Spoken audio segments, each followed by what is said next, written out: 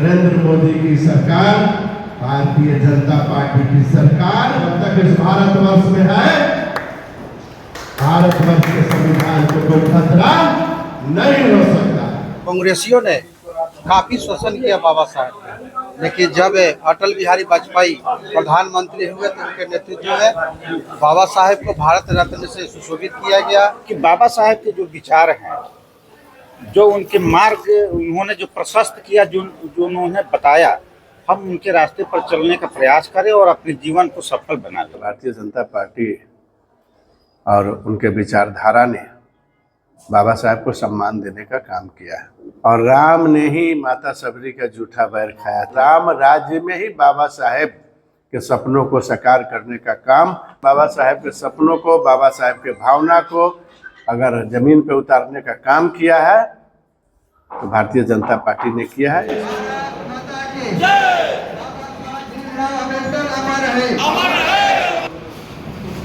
इस न्यूज के प्रायोजक है अफजल फर्नीचर। मुजफ्फरपुर जिला पश्चिमी भाजपा कार्यालय में बाबा साहब भीमराव अंबेडकर की 134वीं जयंती समारोह पूर्वक सोमवार को मनाई गई। जिला अध्यक्ष हरिमोहन चौधरी के अध्यक्षता में आयोजित कार्यक्रम में बाबा साहब के चित्र पर पुष्पमाला अर्पित कर श्रद्धांजलि दी गई।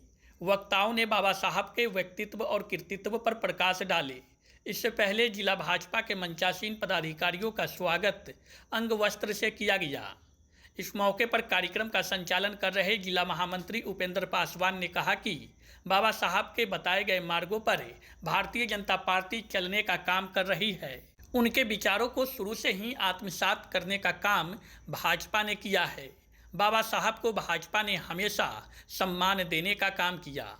बाबा साहब को भारत रत्न की उपाधि कांग्रेस के शासनकाल में नहीं मिला। आज पीएम मोदी बाबा साहब के सपनों को साकार करने में लगे हैं। वहीं जिला कार्य समिति सदस्य हरि नारायण राम ने कहा कि दलित, शोषित, वंचित समाज के लोगों का उत्थान कैसे हो, इसकी परिकल्पना बाबा साहब ने किया। संविधान में गैर बराबरी को खत्म करने का उन्होंने प्रावधान दिया। उनके परिकल्पना को आज मोदी राज में पूरा किया जा रहा है। वहीं जिलाध्यक्ष हरिमोहन चौधरी ने कहा कि प्रभु श्री राम ने ही माता सबरी के जूठे बेर खाए थे, निषाद राज को गले लगाया था। भारतीय जनता पार्टी राम राज की स्थापना की बात करती है।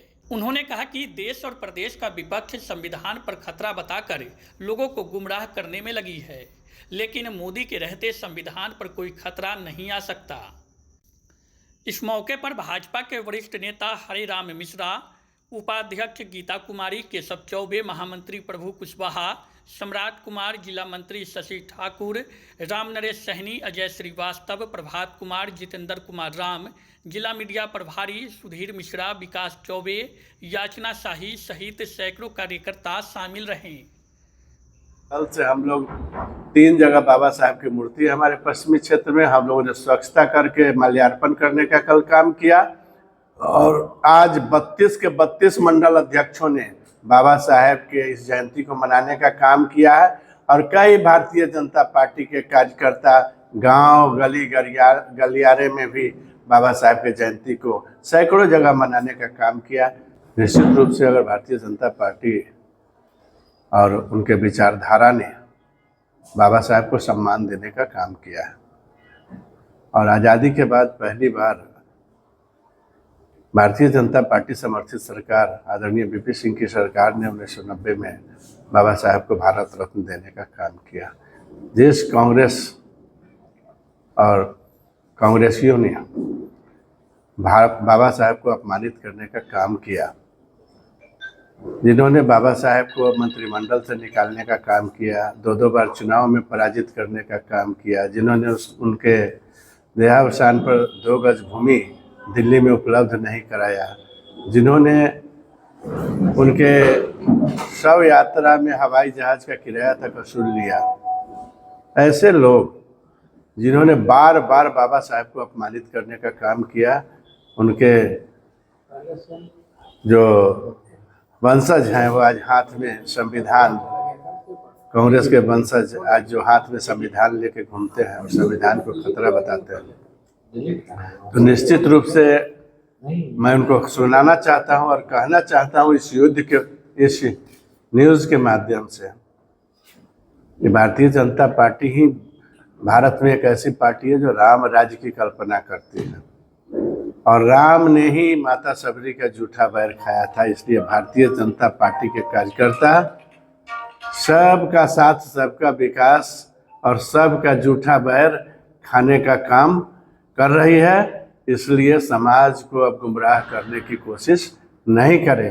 रावण ने कभी सबरी का जूठा बैर नहीं खाया था, राम ने ही सबरी का जूठा बैर खाया था, राम ने ही निषाद राज को गले लगाया था, राम ने ही आदिवासी वानर सेना के साथ रावण को पराजित करने का काम किया था। इसलिए जो लोग कहते हैं, किसको पता रहे कौन है रावण? लोग कहते हैं कि ये रावण रावण का हल्ला करते हैं, रावण की कई जगह पूजा करते हैं, लोगों को गुमराह करते हैं, तो ये भारतवर्ष है, यहाँ राम की पूजा होने वाली है, रावण की कभी पूजा नहीं होगी। भारतवर्ष के लोग सनातनी है और सनातन पर चलने वाला ये देश निश्चित रूप से प्रभु राम के राज्य की कल्पना करती है। इसलिए इस राम राज्य में ही बाबा साहेब के सपनों को साकार करने का काम अगर किसी पार्टी ने किया है, उसके 5 जगहों को तीर्थ स्थल के रूप में, जहाँ उन्होंने जन्म लिया, जहाँ उन्होंने नागपुर में शिक्षा ग्रहण की, मध्य प्रदेश में उनका जन्म हुआ महू में, नागपुर में उनका शिक्षा उन्होंने लिया, और दिल्ली में जहाँ उनका देहावसान हुआ, मुंबई में जहाँ उनकी अंत्येष्टि हुई, और विदेश में जहाँ रह के उन्होंने शिक्षा ग्रहण किया, जिस रूम में, उस भवन को खरीदकर भारतीय जनता पार्टी के आदरणीय प्रधानमंत्री ने भी वहाँ भी तीर्थ स्थल के रूप में उसको विकसित करने का काम किया है। तो निश्चित रूप से बाबा साहेब के सपनों को, बाबा साहेब के भावना को अगर जमीन पे उतारने का काम किया है तो भारतीय जनता पार्टी ने किया है। बाबा साहेब के जो विचार हैं, जो उनके मार्ग उन्होंने जो प्रशस्त किया, जो उन्होंने बताया, हम उनके रास्ते पर चलने का प्रयास करें और अपने जीवन को सफल बना लें। हमारे जो दलित, वंचित, जो शोषित लोग हैं, उनको जो नीचे पायदान पर है, उनको आगे बढ़ने का, अपने जीवन सुदृढ़ करने का, और उनके जो विचार हैं, जो शिक्षित होने का, संगठित होने का और संघर्ष करने का, इस पर हम लोग विशेष फोकस कर रहे हैं। गांव-गांव जाकर अपने लोगों में प्रचारित प्रसारित करते हैं कि लोग अब सजग भी हो गए हैं, समझदार भी हो गए, समझ रहे हैं इस बात को, और इसमें बहुत सारी लोगों में जागरूकता पैदा हुई है। और ये भारतीय जनता पार्टी की जहाँ तक बात है, हम लोग एकजुट हैं। पहले लोग नहीं समझते थे इस बात को। अगर ठीक है, कांग्रेस बोलती है कि ये बाबा साहेब के संविधान का घातक है ये भारतीय जनता पार्टी, ऐसी नहीं है। अगर ये भारतीय जनता पार्टी हमारी जो है, हमारी भारतीय जनता पार्टी ने बाबा साहेब को सबसे पहले, तो कांग्रेस कहाँ थी उस समय भाई, भारत रत्न देने का प्रयास भी नहीं किया गया। आरक्षण खत्म करने का आरोप लगता है भाजपा पे।